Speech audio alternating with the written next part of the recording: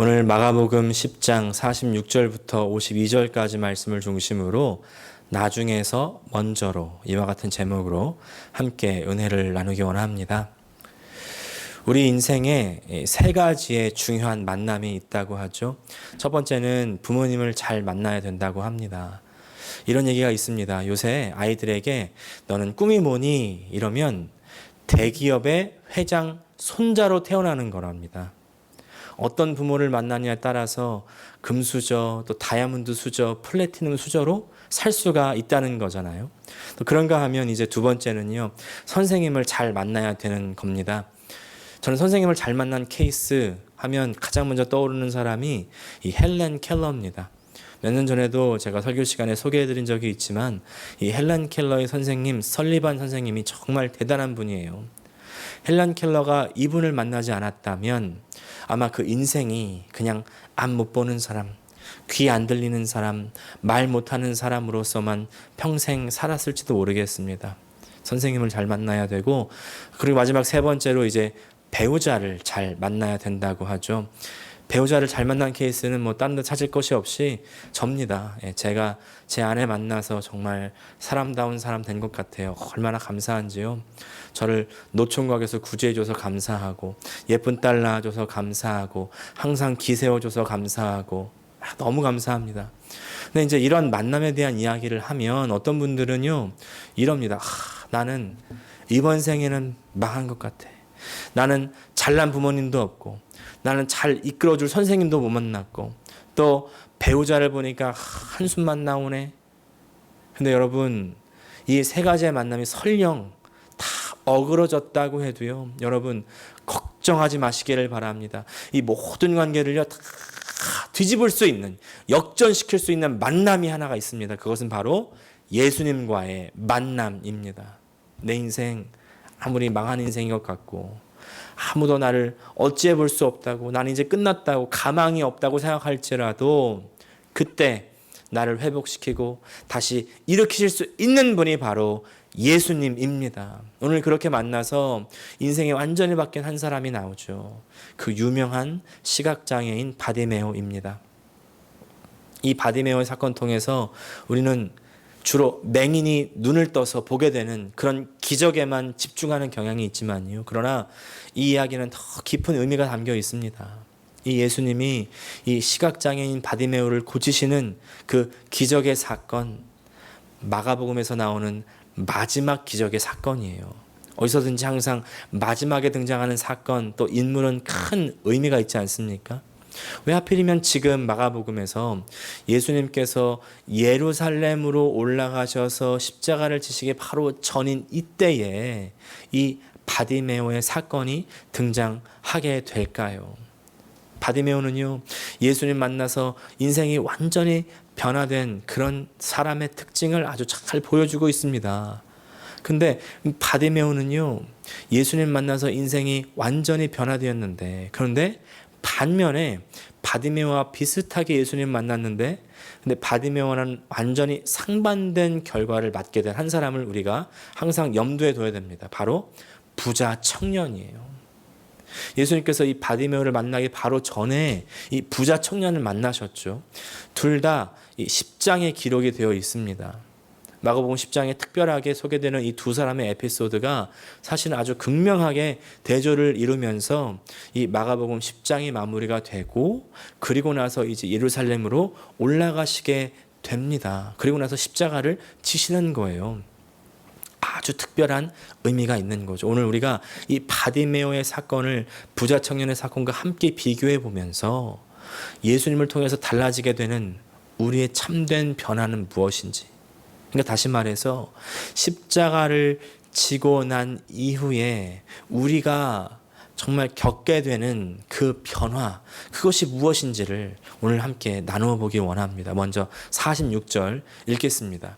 그들이 여리고에 이르렀더니 예수께서 제자들과 허다한 무리와 함께 여리고에서 나가실 때에 디메오의 아들인 맹인 거지 바디메오가 길가에 앉았다가, 46절은요, 예수님 만난 이 사람에 대해서 먼저 소개를 하고 있습니다. 이 사람은 디메오의 아들인 시각장애인 거지 바디메오입니다. 먼저 이 사람은 시각장애인이에요. 보지 못합니다. 신체적으로 보지 못하는 그런 상태이기도 하지만 이 사람의 상태는 사실 영적으로 보지 못하는 우리들을 대변하고 있기도 합니다. 보지 못하는 데서부터 모든 비극이 시작되는 것 아니겠습니까? 보면 또 알면 우리 이렇게 살지 못하고요. 그렇게 살 수 없습니다. 제가 전도사일 때 담임 목사님이셨던 이 김재희 목사님께서 항상 제게 이런 말씀하셨어요. 아우, 너는 왜 그게 안 보여? 너는 왜 그게 안 보여? 어디가 더러운지, 왜 화장실에 휴지가 떨어졌는지 왜 안 보이냐는 거예요. 근데 이제 제가 담임 목사가 돼 보니까 이제 알겠습니다. 제가 담임 목사가 아니어서 안 보였던 겁니다. 담임 목사 돼 보니까 보이는 게 있더라고요. 이제는 우리 교회에 뭐가 필요한지, 어디가 더러운지 그냥 훤히 보이는 겁니다. 내가 누구인지에 따라서 뭐가 보이고 안 보이고가 결정이 된다는 거예요. 제가 아직 버지니아에 있을 때 김재희 목사님처럼 제가 아마 보였다면 아마 김재희 목사님 밀어내고 바로 버지니아 교회 담임 목사가 되었을지도 몰라요. 그래서 김재희 목사님, 제가 아마 그때 안 보였던 것을 감사하셔야 됩니다. 영적인 것도 마찬가지예요. 내가 누구냐에 따라서 보이는 게 있고 보이지 않는 게 있습니다. 여러분, 우리가요, 예수님에 대한 시각장애인 아닙니까? 내가 아직 세상에 속한 사람은 아닙니까? 두 번째, 바디메오는요, 맹인, 시각장애인이면서 동시에 거지였다고 이야기합니다. 사실은 이 시각장애인이기 때문에 돈을 많이 벌지 못하는 것, 필연적으로 따라오는 사실이죠. 왜냐하면 경제력이 없기 때문에. 이 사람은요, 다른 사람의 도움이 절실하게 필요한 사람입니다. 빌어 먹고 살 수밖에 없는 사람, 도움을 받을 수밖에 없는 사람. 근데 제가요, 지난주에 어떤 목사님 설교를 듣다가 거지에 대한 중요한 정의를 하나 알게 되었습니다. 우리 거지 하면 어떤 이미지 먼저 떠오르세요? 가난한 사람, 이런 이미지 먼저 떠오르지 않으십니까? 근데 이 목사님이 이런 정의를 내리십니다. 잘 들어보십시오. 거지란 나누지 않고 달라고만 하는 사람이다. 거지란 나누지 않고 달라고만 하는 사람이다. 어떠십니까? 여러분, 이 말이 참 심각한 말입니다. 교회 안에 이런 거지들이 있을 수 있습니다. 이 말 들으니까 딱 생각나는 사람 혹시 있으세요? 근데 그런 인간관계 말고요, 우리가 나와 하나님과의 관계를 한번 생각해 보십시오. 신앙생활한 지 이제 10년, 20년, 하와이엔 시니어 분들 많으시니까 이제 50년, 60년이 되어도 내가 나눌 줄 모르고 하나님 앞에서 달라고만 한다면 나는 영적인 거지 아닙니까? 거지. 심각한 얘기입니다. 그런가 하면 오늘 마가복음에는 이 시각장애인의 이름을 정확하게 기록해 놓고 있죠. 아이들 찬송가에도요, 바디메오가 눈을 떴다네, 이런 찬양이 나와서 이제 어릴 때 주일학교 다녔던 분들 율동을 하면서 불렀기 때문에 잊어지지 않는 그런 이름, 잊어버릴 수 없는 그런 이름인데, 이 바디메오라는 이름이요, 먼저 성경에서 설명하고 있는 것처럼 디메오의 아들입니다. 바라는 뜻이 누구누구의 아들이란 뜻이죠. 이 바로 시작하는 이름을 가진 사람이 사실 많은데, 이 베드로도 사실 바요나 시몬, 요나의 아들, 요한의 아들이다, 이런 뜻이었고, 또 총독 빌라도 앞에서 예수님 대신 노임받은 바라바, 또 예수님 제자였던 바돌로메, 또 사도 바울의 파트너였던 바나바, 다 누구누구의 아들 혹은 무엇의 아들이라는 그런 뜻이죠. 그럼 이제 디메오라는 이름이 도대체 무슨 뜻이냐, 이것이 중요한데 여기에 대해서는 여러 가지 설이 있습니다. 첫 번째, 디메오라는 말을 이제 그리스적 어원을 따져가지고 존귀한 이런 뜻으로 생각하는 사람들이 있고, 두 번째, 히브리어 쪽 어원을 따져가지고 불결한, 부정한 이렇게 해석하는 사람들도 있습니다. 근데 저는 이제 두 번째가 좀 더 정확하지 않나 이렇게 생각을 합니다. 왜냐하면 이 바디메오라는 이름 자체가 사실은 아람어 계열, 그러니까 히브리어 쪽 이름이고요.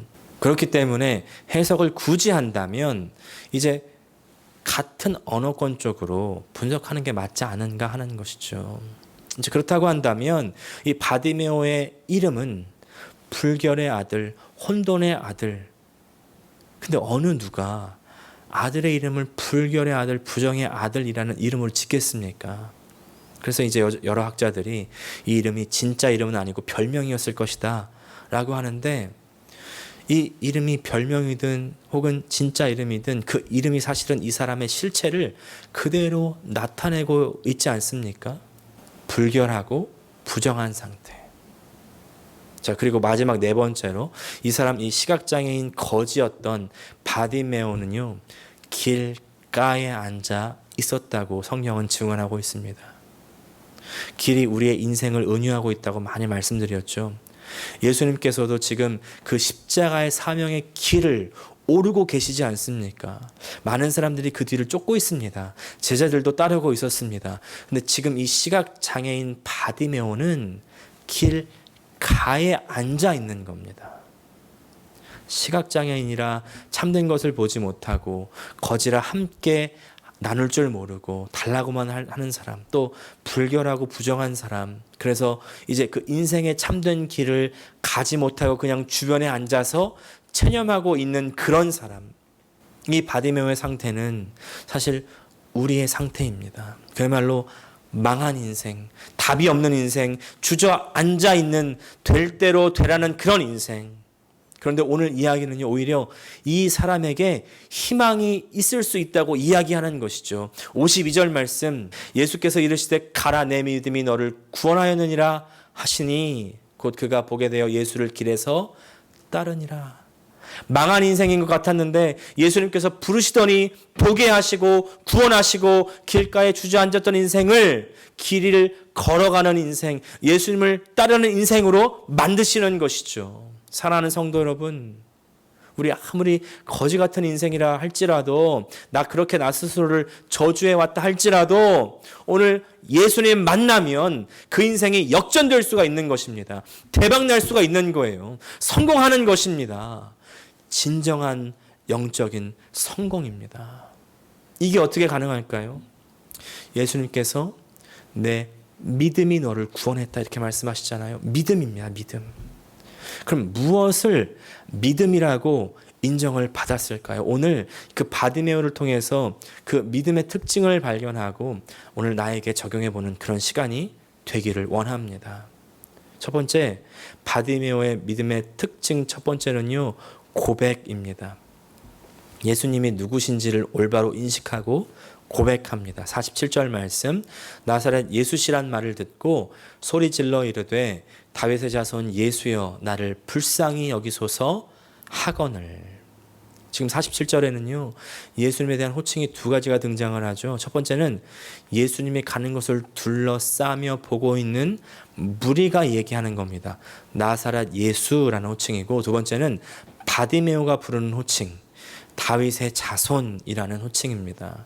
주변에서 야, 저기 나사렛 예수가 온다 이러는 거죠. 근데 그 소리를 듣자마자 시각장애인 바디메오는 예수님 향해서 다윗의 자손이요 이렇게 부르는 겁니다. 이 두 호칭에는 큰 차이가 있습니다. 나사렛 예수라는 이야기는요, 나사렛 사람 예수라는 뜻인데, 여러분 혹시 빌립이 말했던 나사렛에서 무슨 선한 것이 나겠느냐라는 말 기억하십니까? 나사렛 하면 시골 중에 깡시골이죠. 촌 중에 촌, 아주 무시하는 말, 그냥 무시도 아니고 그냥 요즘 말로 개무시하는 그런 말인 겁니다. 그것이 무리의 인식이었다는 거죠. 그런가 하면 지금 바디메오는요, 다윗의 자손이다. 바디메오라는 이름이 아람어 계열이라고 말씀드렸죠. 그 이야기는 이제 바디메오는 유대인이란 이야기예요. 유대인인 바디메오가 예수님을 다윗의 자손이라고 부른다는 것은요, 아주 중대한 의미가 담겨 있는 것입니다. 유대인이 예수님을 다윗의 자손이라고 부른다는 것은 그 예수님의 왕권을 인정한다는 거예요. 그리고 그가 하나님이 보내시는 메시아라는 것을 인정한다는 것입니다. 오늘 바디메오의 이야기를 읽으면서 항상 염두에 두어야 된다는 거 제가 말씀드렸죠. 바로 부자 청년이요. 계속 비교해 가면서 한번 들어보십시오. 부자 청년은요, 눈이 보이는 정상인이었죠. 그런데 사실은 그 사람은 예수님을 보지 못하고 있는 사람이었습니다. 예수님이 그리스도신지 몰랐어요. 그냥 하나님의 아들인지 몰랐고 한 사람, 랍비라고 생각했습니다. 한 종교인에 불과했던 거예요. 그러나 바디메오의 인식은 다윗의 자손, 예수님은 메시아고 왕이라는 것입니다. 근데 여기서 그치는 것이 아니에요. 인식에 머물러 있는 것이 아니라 여기서 큰 소리로 외쳐서 부릅니다. 아마 로마 군인이 들었다면 바디메오는 상당히 큰 위험에 처해질 수도 있는 그런 정치적인 발언이기도 합니다. 그러나 그것에 상관없이 더 크게 소리를 지르는 것이죠.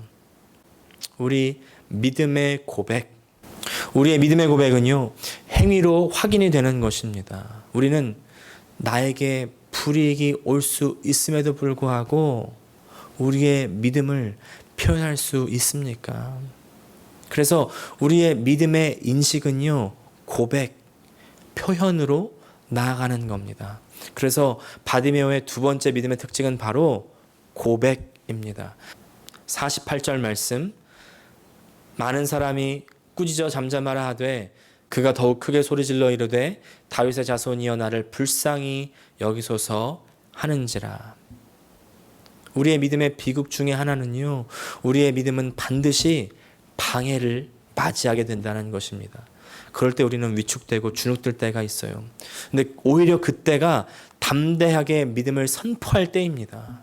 믿음을 선포하고 고백하고 표현하면 하늘에서 주시는 하나님의 은혜가 있습니다.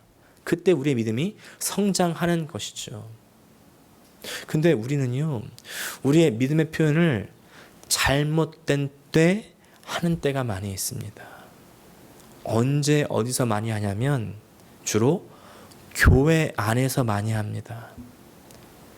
우리가 교회 안에서 내가 기도 많이 하는 것을 표현하고요, 예배 잘 드린다는 것을 자꾸 표현합니다. 자꾸 나의 믿음이 얼만큼 좋다는 것을 표현해요. 표현해도 너무 표현합니다. 정작 어디서 표현하지 못합니까? 세상에서 표현하지 못하고 있죠. 이게 지금 누구랑 똑같냐면요, 저 부자 청년과 똑같은 모습이죠. 예수님 앞에서 자기 율법을 잘 지킨 것을 드러냅니다. 또 뭐 할 것 없어요? 제가 더 할 수 있습니다. 드러냅니다. 자꾸 표현합니다. 근데 하나님 앞에서는요, 머리를 숙여야죠. 나는 할 수 없다고 겸손해야죠. 부자 청년의 그런 태도에 정말 예수님께서 너의 믿음을 한번 보여보라고 그렇게 말씀하시죠. 너의 가진 것을 모두 나누어 주고 나를 따르라고 하십니다. 그러나 정작 믿음을 보여야 할 그때 보이지 못하는 건 아니겠습니까? 근데 반면에 이때 바디메오는 어떻게 행동했는지를 봅니다. 50절 말씀, 맹인이 겉옷을 내버리고 뛰어 일어나 예수께 나아오거늘. 겉옷을 내버리고, 여기에 바디메오의 믿음의 세 번째 특징이 나옵니다. 바로 버림입니다. 참 믿음에는요, 반드시 버림의 고백이 따릅니다. 아주 필수적입니다. 이때 무엇을 버리느냐가 중요한데 그냥 아무거나 막 버린다고 다 믿음의 고백이 되는 것이 아니죠. 50절에서 바디메오는 겉옷을 버렸다 이렇게 말했습니다. 그냥 보면 별 의미가 없을 수 있는데 사실 당시에 이 시각 장애인들에게 겉옷은 너무나 중요했습니다. 먼저 이 겉옷은요, 그냥 겉옷이 아닙니다. 이 겉옷은 이 사람이 눈에 안 보인다는 것, 이 사람이 시각 장애인이라는 것을 알려주는 표시입니다. 그래서 주변에서 이 옷을 입으면 이 사람은 시각 장애인이다. 그러니까 그 사람이 원하는 곳이 어디인지 물어보고 거기까지 데려다 주어야 돼요. 그거에 그 당시의 율법입니다. 그렇게 해서 이제 시각장애인을 하나님께서 배려해 주신 것이죠. 뿐만 아니라 구걸할 때 바닥에 펼쳐놓고 구걸을 하는 옷이기도 하고요. 또 추울 때 밤에 덮고 자는 이불이기도 합니다. 모든 면에서 시각장애인인 이 자신의 삶에 가장 중요한 재산 목록 1호, 삶의 필수품, 그것이 바로 겉옷이라는 것이죠. 그런데 예수님 부르실 때 그것을 바로 버립니다.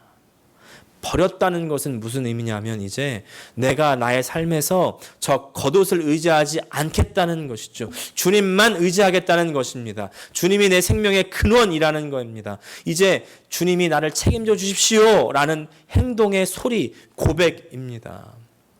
예수님께서는요, 지금 우리도 그렇게 부르시고 계십니다. 바데메오처럼 사람들을 통해서 오라고 부르시기도 하고요, 부자 청년처럼 나를 따르라고 직접적으로 부르시기도 합니다. 계속 두 팔 벌리고 나에게 오라고, 나를 따르라고 부르시죠. 그때 우리는 바데메오처럼 우리의 겉옷을 내버려야 됩니다. 그렇다면 우리의 겉옷이 무엇입니까? 우리의 삶 속에서 내가 살아간다고 할 때 이것은 있어야 되겠다고, 이것이 있어야 나는 살겠다고 하는 그것이 바로 겉옷입니다. 그것이 돈일 수도 있고요, 내 일일 수도 있고요, 내 가족일 수도 있고 건강일 수도 있습니다.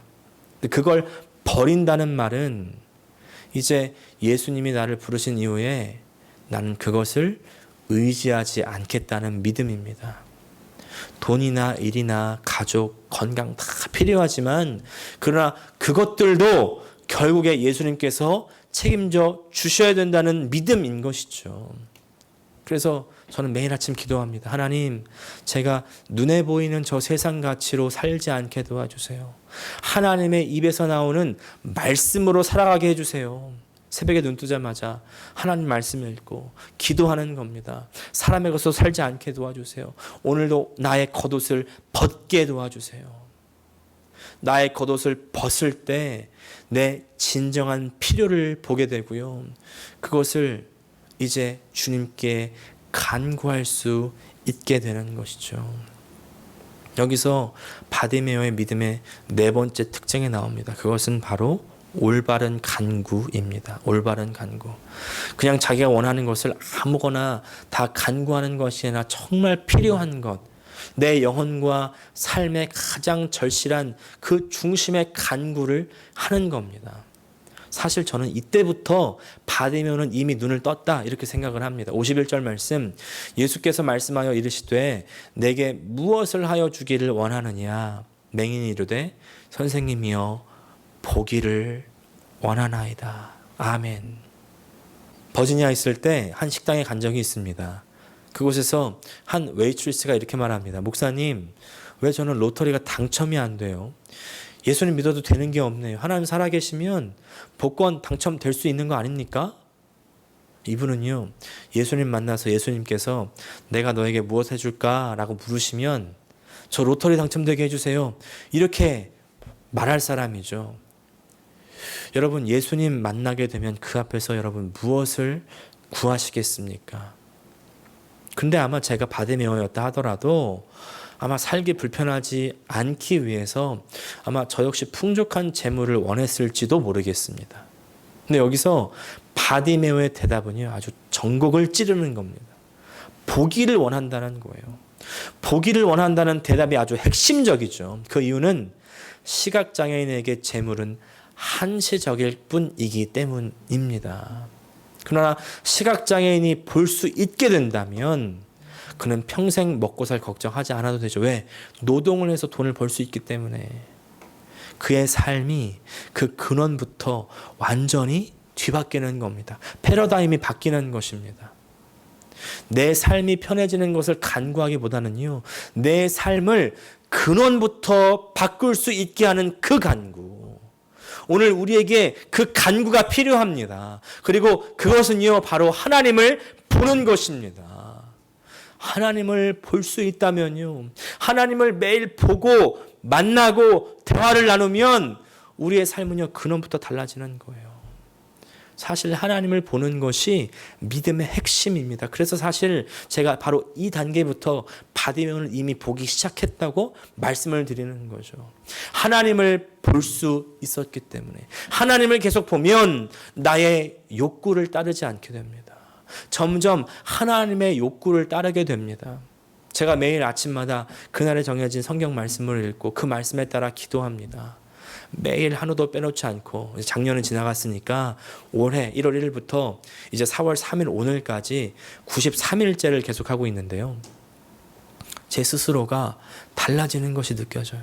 하나님이 더 가까워지는 것이 느껴집니다. 내 안에 물론 세상적인 욕심이 올라올 때가 있어요. 물론 순간순간 넘어지고 실패할 때 있습니다. 그러나 다시 아침에 돌이키는 거예요. 말씀으로 돌아가고요. 기도로 하나님 마음 가운데 더 깊이 들어가게 되는 것입니다. 하나님 마음과 하나 되기를 간구하는 겁니다. 그렇게 하나님과의 관계를 하루하루 계속 만들어가는 것이죠.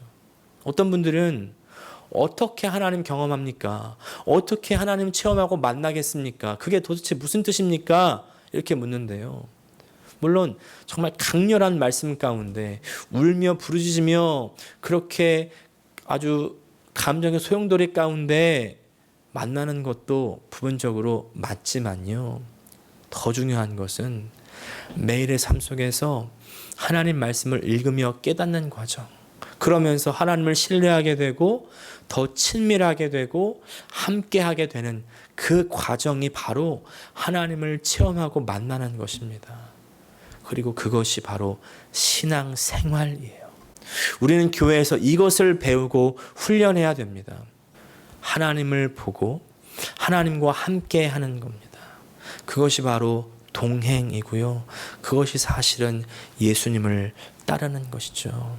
그래서 바디메오의 믿음 특징 5번째는요. 바로 따름입니다. 따름. 52절 말씀.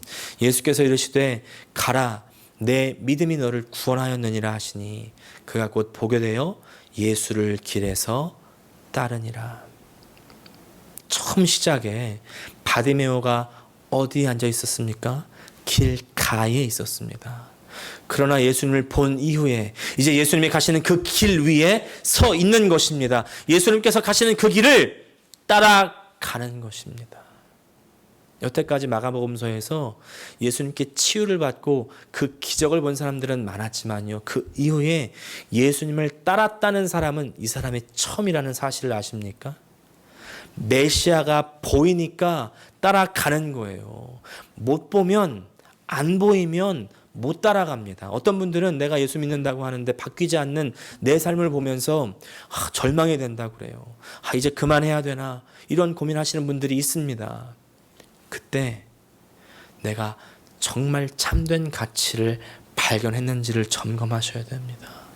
정말 참된 가치를 발견하면 그러면 그 가치를 따라갈 수가 있는 겁니다. 그 길은 어디서 발견해요? 우리는 성경을 읽고 기도하는 것. 그거 외에는 다른 길이 없습니다. 다른 왕도가 없어요. 그리고 말씀과 기도 가운데 그것을 발견하면 그러면 내가 바뀌려고 엄청나게 노력해서 바뀌는 것이 아니라 열매 맺듯이 자연히 맺어지는 겁니다. 내가 가장 좋은 것을 발견했을 때 그것을 잡기 위해서 지금 내가 잡고 있는 그것을 놓는 거죠. 그냥 떨어뜨리는 겁니다. 예수님 발견하고 그게 가장 소중한 것인 것을 보니 세상에서 살아난 가치를 놓게 되는 것이죠. 다른 종교는요, 내가 내 안의 욕심을 어떻게 비울 것이냐, 비워야 한다 이지만요, 우리 기독교 신앙은 내 안에 하나님이라는 예수라는 가치를 찾았으니 그것으로 채우겠다는 겁니다. 하나님이라는 가치로 나를 채우겠다는 거예요. 그래서 제가 무서워요 말씀드렸죠. 하나님 무서워요. 하나님을 더 우선하겠다고 하는 것, 하나님을 경외하며 그 하나님을 따르는 것, 그것이 신앙입니다. 오늘의 결론을 맺습니다. 우리는 오늘 바디메오의 이야기를 들으면서 참 제자의 모습을 봅니다. 부자 청년은 본인이 믿음이 있다 했지만 그러나 예수님이 정말 누구신지 보지 못했고 그래서 참 가치를 몰랐고 자신의 것을 버리지 못했고 그래서 따르지 못했습니다. 여기도 재미있는 사실이 있습니다. 마가복음에서 예수님께 고침을 받은 사람 중에요, 유일하게 이름을 기록하고 있는 것이 바로 이 바디메오라는 것 아십니까? 우리가 이 바디메오라는 이름은 다 알지만요, 이 부자인 청년의 이름은 아무도 모릅니다. 그 이름이 비록 바티메오, 불결한 아들, 부정한 아들이었지만 그러나 그는 생명책에 기록된 이름, 복음서에 기록된 이름, 매주 이것저것에서 교회 강단 위에서 불려지는 이름이 되었습니다. 그리고 마가복음이 지금 들려지고 읽혀진 그 대상, 사실 바로 로마입니다. 로마. 굳이 마가가 이 바디메오의 이름을 쓴 이유가 무엇일까요? 아마 로마의 교회들, 로마에 있는 성도들에게 바디메오는 잘 알려진 사람이었다는 것을 우리가 알 수가 있습니다. 이미 그 로마의 교회들에게 선한 영향력을 미쳤던 사람 아니었겠습니까? 부자 청년은요, 예수님의 인정을 받고 자기의 믿음이 있음을 증명해 보이려고 했지만 그러나 오히려 예수님을 따르는 그 길에서 멀어지는데, 근데 바디메오는 비록 시각장애인이었고 거지였고 길가에 있었던 사람이었고 불결한 사람, 불결의 아들이었지만 그러나 그는 예수님이 메시아인 것을 알고 그분께 모든 것을 맡기는 겁니다. 길가에 있었던 사람이 이제 참 길을 찾아 따라 나서는 것이죠. 마가복음 10장 31절의 말씀이 바로 이 부자 청년과 바디메오를 통해서 지금 이루어지고 있는 거 우리가 보는 것 아니겠습니까?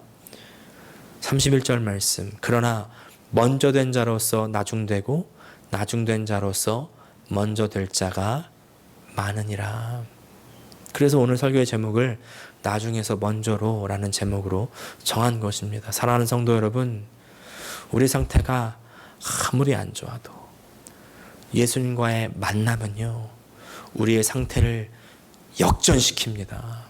그분을 본다면, 우리 주님을 보기만 한다면 우리는 그 가치를 알게 되는 거예요. 그 가치를 보면 놓을 수 있습니다. 내가 버리려고 노력하는 게 아니라 더 좋은 것을 잡기 위해서 그냥 떨어뜨리는 것입니다. 매일매일 우리 주님 더욱 바라보는 그 영적인 눈이 열려지는, 우리 주 예수님을 더욱 주목하는 우리 모두가 되실 수 있기를 간절히 축복합니다. 기도하겠습니다. 하나님 우리 아버지, 오늘 바디메오라는 그 사람을 통해서 어떻게 반응해야 되는지 말씀해 주심을 감사합니다. 먼저 주님이 누구신가를 항상 바로 인식하게 하여 주시옵소서. 주님이 이 세상의 어떤 사람이 아니라 또 나에게 무엇을 들어주는 어떤 보물상자가 아니라 바로 메시아이시고 하나님의 아들이시라는 것을 정확하게 인식하게 하시고 또 믿음의 고백을 할 수 있게 하시고, 믿음의 참된 고백은 버림에서부터 나오니 이 세상 의지했던 것 다 버리게 하여 주시옵소서. 주님을 바로 볼 수 있기를 원하는 그 올바른 간구가 우리 가운데 있기를 원합니다. 정말 보기를 원하는 그 간구 가운데 하나님, 참된 가치이신, 참 생명이신, 진리이신 우리 주님만 기꺼이 따라가는 우리 모든 주의 성도들 다 되게 하여 주시옵소서. 예수님의 이름으로 기도합니다. 아멘.